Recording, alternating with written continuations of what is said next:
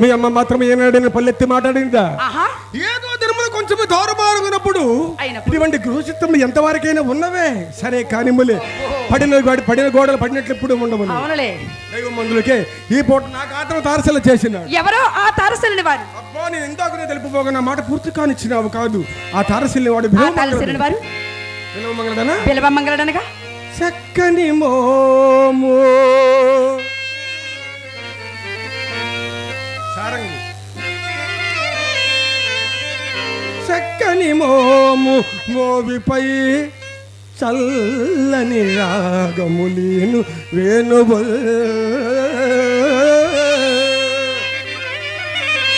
మక్కువ కాంతిగా వెలిగే మానసము కదిలించు కన్ను నికపు నీలమై నిండగు తన హృదయము అంతకందకు సద్గుణము కలిసిన వాడు. అతడు గ్రంథ సాంగుడే. అంతేకాదు అతడు గ్రంథ సాంగుడే అంటే మా మారుతి ప్రసాద్ అనమాట.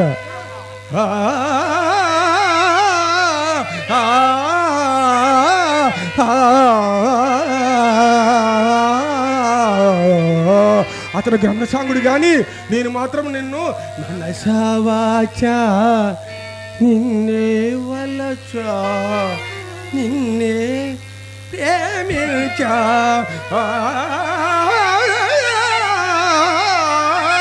పిలువమంగళ ఏటి ఆవల కార్యస్థానములు కర్మాగారములు మేడలు మిద్దెలు కొట్టుకుని కాపురం ఉంటున్న వాసుదేవమూర్తి గారి కుమారుడు నా బాల్య మిత్రుడు. ఏమండి బిలవమంగళడనగా ఎర్రగా ఎత్తుగా పుష్టిగా ఉండినే ఆయనేనా? ఎర్రగా పుష్టిగా ఉంటాడా? అవునండి. నీ ఎప్పుడు చూసిద్దివి? నాకన్నా నీకు ముందు పరిచయం అయ్యింది. ఏమండి లేదండి, ఒకప్పుడు వేణుగోపాల స్వామి వారి ఆలయమనందున కళ్యాణ సమయమంతున ఏమండి వారు చాలా భాగ్యవంతులని వాడిక వ్యాపార స్థితి సుమారు 40 లక్షల వరకు ఉండదని నా గట్టి నమ్మకము. 40 లక్షలే. ఆ బిలవంగడు సాధ్యాయము ఆ దినమున అతడు నేనే అతడు ఆడిన ఒక్కయాట. ఏంటి ఆడిన ఒక్కడని ఆడేస్తున్నావు? పాట పాడవా? పాట పాడొద్దా? ఇలాగే ఎప్పుడు నా పక్కన ఉంటే ఇలాంటి ఆటలు ఎన్నో ఆడించేస్తాను తెలుసా?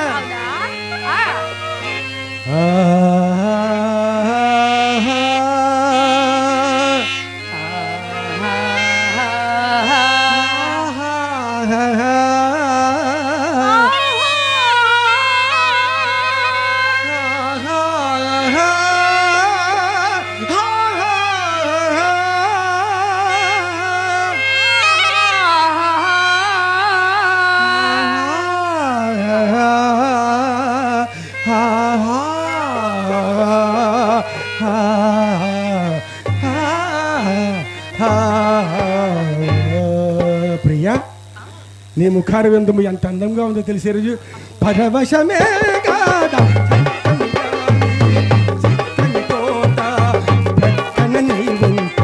పరవశమే కాదా చల్లని గాలి చక్కని తోట ప్రక్కన నీ ఉంటే పరవశమే కాదా చల్లని గాలి.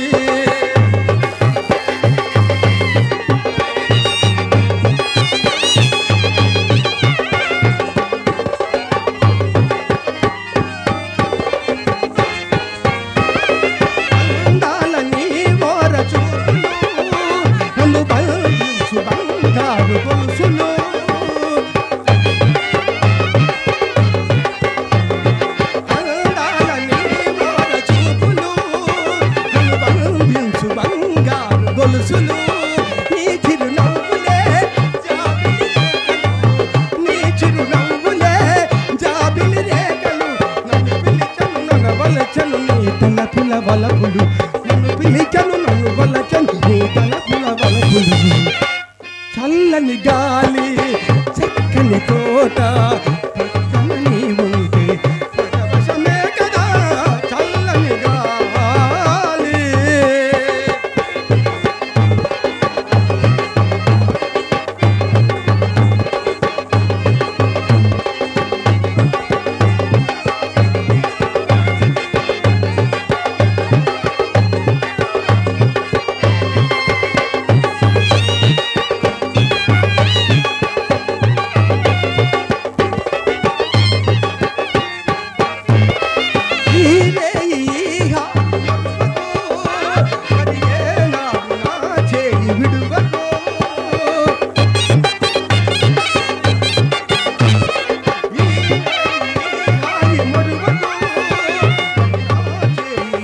నాడు విడువకు నాను రాగమే కమ్మని తుమ్మెదా నాను రాగమే కమ్మని తుమ్మెదా నన్ను పిలిచను మురిపించను నీ సొగసుల పువ్వులు నన్ను పిలిచను మురిపించను నీ సొగసుల పువ్వులు చల్లని గాలి చక్కని